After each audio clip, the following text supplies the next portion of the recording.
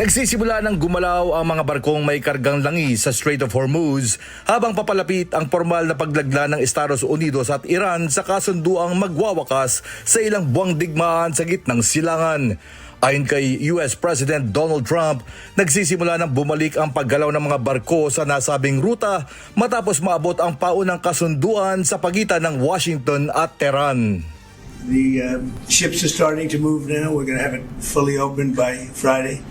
The ships are starting to move nicely. Oil is starting to go, and the prices are coming down rapidly. Stock market is going up rapidly. A lot of good things are happening. Ayon sa mga ulat, may mga oil tanker at cargo ship nang nakatawid sa nasabing ruta matapos ang ilang buwang paghaharang at paghihigpit sa paglalayag. Gayunman, nananatili pa rin ang pangamba ng ilang sasakyang pandagat para sa kanilang seguridad dahil sa panganib ng mga mina ng Iran sa nasabing ruta.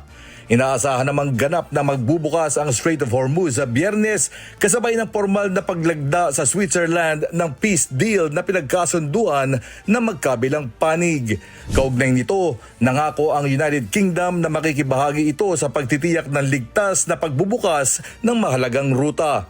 Ayon kay British Prime Minister Keir Starmer, nakikipag-ugnayan na ang kanilang bansa sa France at iba pang mga kaalyado upang protektahan ang mga barkong dadaan sa rehiyon.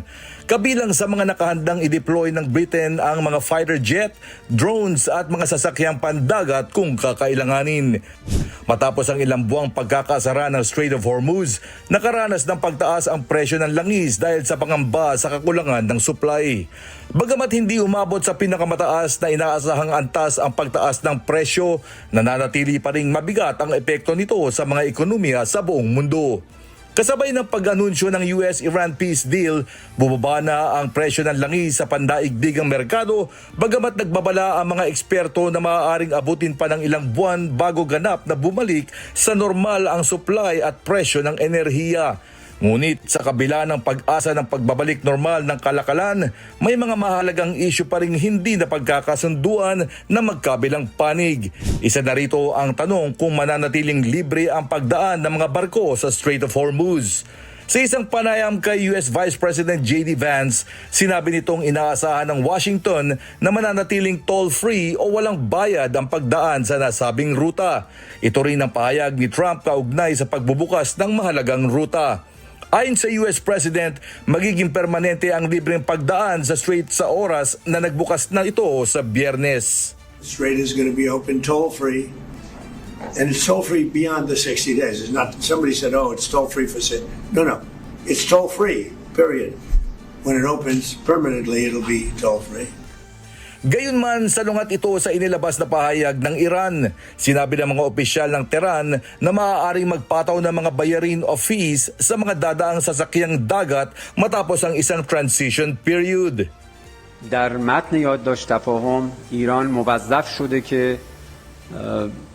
تدابیر لازم رو اتخاذ بکنه با همکاری کشور دیگر ساحلی یعنی عمان و مشورت با سایر ذی‌نفعان، به خاطر اینکه هدف ما اساساً این هست که تردد در تنگه هرمز به صورت ایمن و مطمئن انجام بشه.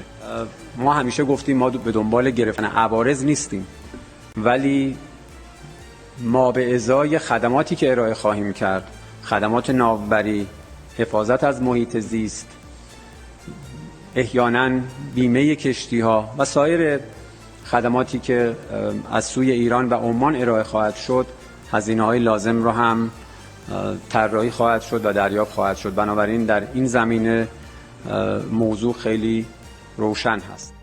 Inaabangan pa sa ngayon ang detalye ng kasunduan kaugnay sa magiging estado o kondisyon sa Strait of Hormuz na labis na makakaapekto hindi lang sa rehiyon kundi sa buong mundo.